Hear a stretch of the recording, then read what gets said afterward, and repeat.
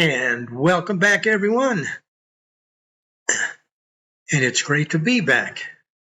I was surprised to look on my YouTube page and see that it's been almost 180 days now. So I thought I'd just fill you in on what's been going on for these past 6 months. It all started back in February. Near the end of February, I was getting these little twitching pains in my left flank, which I just took to be some kind of a digestive issue, maybe diverticulitis. I don't know, but 2 nights in a row, it bothered me so much it kept me from getting a good night's sleep. So after the second night, I went down to the clinic and talked to the doctor, and he set me up with a CT scan.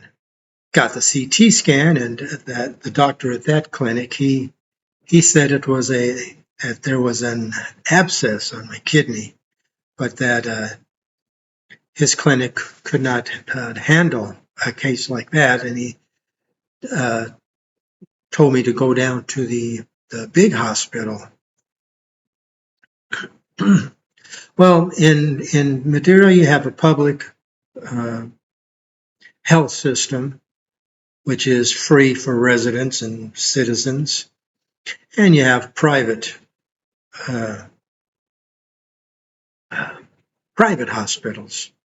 And this clinic I went to was a private hospital.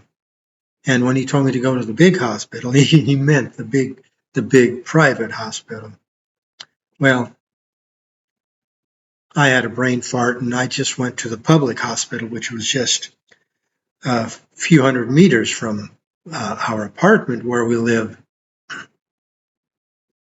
And so I went there and saw a doctor, and I brought him the CT scan, the disc with the CT scan on it. And he said, "Okay, well, I'm going to have to get this uploaded to our hospital computer system so I can view it. Come back next week while I have IT do that." So I came back the next week, next Wednesday, and he said, "Oh, it hasn't been done yet. They haven't been able to get it up yet. Come back next Wednesday." And this is just representative of how the whole thing went. It was always one delay after another. Finally, he got the disc uploaded, and he told me that is not an abscess. That is a tumor on your liver. It was a 10-centimeter tumor. To give you an idea how bad that is, the liver at its longest length is 12 centimeters. So this took up a good portion. And so he set me up for a biopsy. And then I had to wait for a biopsy, wait some more, and I finally got that. Then I had to wait for results. Well, it only took about a week, maybe a week and a half. I got the results. And what happened?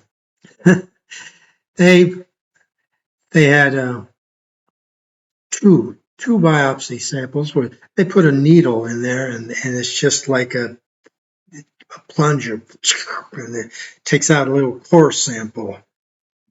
And they got 2 of those samples, and when they got the biopsy results back, they said, we see this and that and the other, but we could not make a definitive conclusion of what's going on because they ran out of tissue. So they said they're going to have to set me up for a second biopsy. And so that was March. Okay, February 27th is when this started. It was March 27th when I got the biopsy finally. And now it's a couple of weeks later, and they said I'm going to need a second biopsy. And we're in the middle of April. It's a week goes by, we haven't heard anything, and my wife and I, we trod down to the hospital and we talked to the doctor about what's going on. When he said I'm going to get another biopsy, and blah blah blah. It's just a lot of talking with no answers. So by the end of April, we still haven't heard. So it's been almost 3 weeks, and we haven't gotten a second biopsy appointment yet. And by this time, my wife's just totally upset with the system. It's been 2 full months, and all we've gotten is an incomplete biopsy. So she had been trying to talk me into just flying back to the States and getting some, world-class treatment there. Because here in Fort Worth, they have some top-notch cancer hospitals and cancer doctors. So by the end of April, I gave in to her. I said, yeah, let's do it. Let's go ahead and let's just fly back. And so at the beginning of May, May 3rd, we flew back to Texas, and while still in Funchal, we set up an appointment to see a specialist, and we saw him right away. We got in to Fort Worth on May 4th, and we saw him on May 8th. And he set us up right away for an autopsy, and to make sure they had enough tissue. The surgeon took 5 core samples, and guess what happened? The pathology report came back, and they said it looks like this, that, and the other, but we cannot make a definitive diagnosis. Somehow they're just missing the core, the main tissue that will give them. All they know is that it looked like sarcomatoid cells, but they didn't have enough information to come to a definitive conclusion. They would have to make a second biopsy. Well, I never did get the second biopsy here. The doctor said it doesn't matter. Whatever it is, the liver is going to have to come out. So he set me up for a radical nephrectomy. It's done in 2 parts. So he set it up for June 15th and 16th. On the 15th, they do what's called an embolization, where they go in. Actually, they come in from the groin area. They put up the tool, and they go up and they snip off. They cut off the renal arteries and clamp them off. So now the kidney is starved of blood, and it's, for all intents and purposes, dead now. And then the next day, I have the actual nephrectomy, where they go in and yank the kidney out. Well, like I said, that was set up for the 15th and 16th, but as it happened, over the last month or so, maybe 2 months, the kidney had expanded to twice its size, and it was pressing up against my colon, and it was causing issues there. constipation. And I had some fecal impaction trapped in there that wouldn't come out. And the doctor said, I'm going to have to get that taken care of before he can go in there with his surgery. So for a couple of weeks, I was seeing a gastroenterologist and getting all kinds of laxatives and enemas. Yeah, it's gross, I know. And just trying to clear out all this impaction and all this trapped stuff. Finally, they cleared out a bunch of it. It didn't get all cleared out, but in the meantime, though, my urologist put off the nephrectomy until June 30th and June 29th and June 30th. So on June 25th, I had my last appointment with the gastroenterologist, where it looked like I got more or less cleaned out, and it looked like it should be good enough for the kidney operation. June 29th, I went into the hospital, had the embolism done, and it was kind of scary, to tell you the truth, because the doctor kept warning me what a delicate operation that is. You're talking about cutting off these arteries that are go right into the aorta, and any number of things could happen, especially with the liver being so inflamed, and I had lymph nodes that were inflamed and enlarged, and it just looked a mess inside there, and it would be very hard to even distinguish what's the right arteries to cut and whatnot.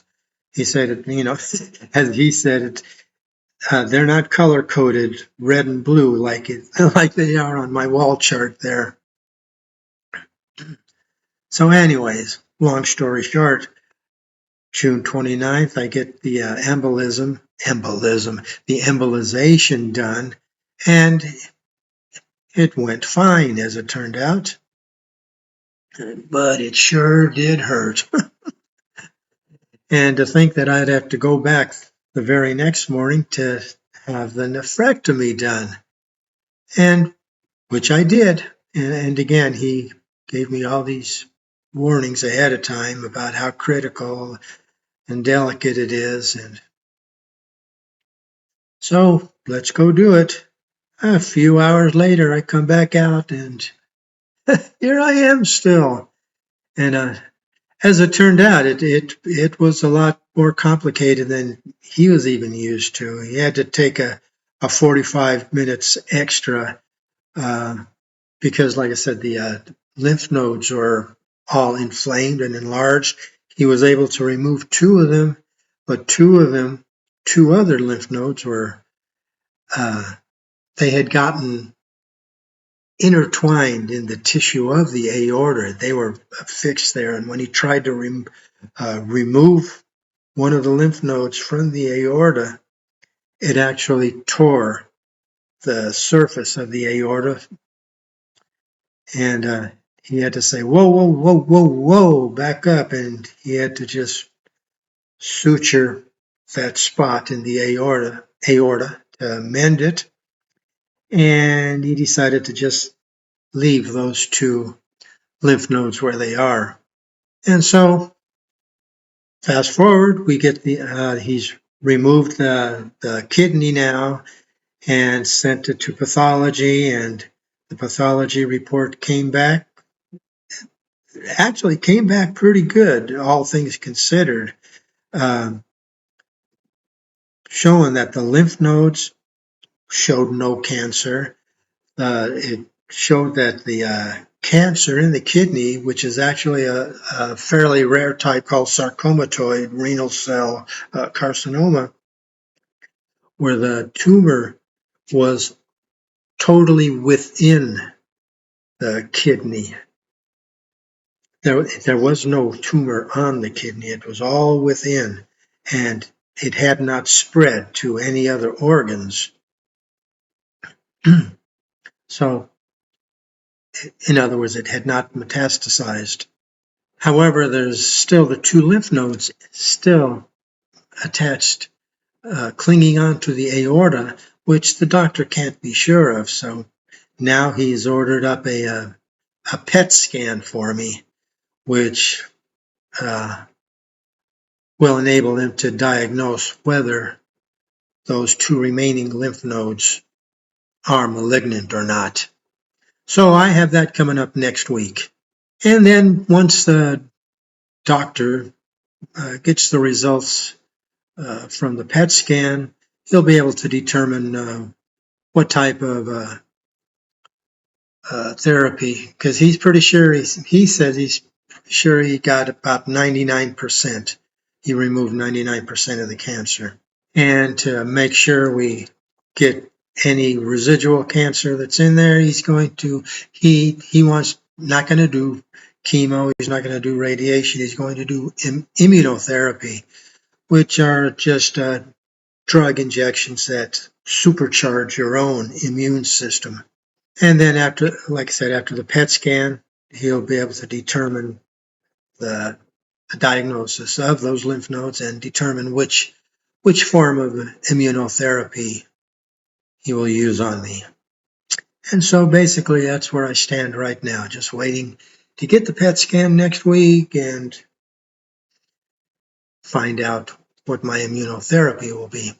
In the meantime, I've picked up 2 more doctors besides the surgeon, who is a urologist, oncologist. I had to set up an appointment with a medical oncologist and with a nephrologist, a kidney specialist, who I will be seeing in order to monitor the condition of my remaining kidney, which, as far as I know right now, is in perfect working order. They have not found any kidney disease or any diminishing of functions of that kidney. So got my fingers crossed. So like I said, that's where I stand right now, just waiting for the PET scan. I'm ready to start filming more stamp videos. And in fact, as soon as I sign off here, I'm going to jump right into my next video. So thanks for bearing with me with this long-winded explanation. Thanks for sticking with me on the channel. I've noticed there doesn't seem to be, it doesn't seem I've lost any subscribers. And in fact, my watch hours have been holding steady over this whole period. I thank you all most sincerely for hanging with me all this time. And one more thing, let me give a shout out to Lester in Wales, who came and visited me last December on Madeira. I've been meaning to write you back, Lester, but when I left Madeira to come back to Texas, I left my notebook there that has your address in it. So if you could just contact me through email, you'll see it in the on my profile page, if you don't recall that. Anyways, get back in touch with me and give me your address again so I can get back in touch with you, all right? And like I said, all the rest of you, thanks for being there. I really appreciate it. And until next time, this is Ted the Talking Stamp Collector, wishing you all happy stamping.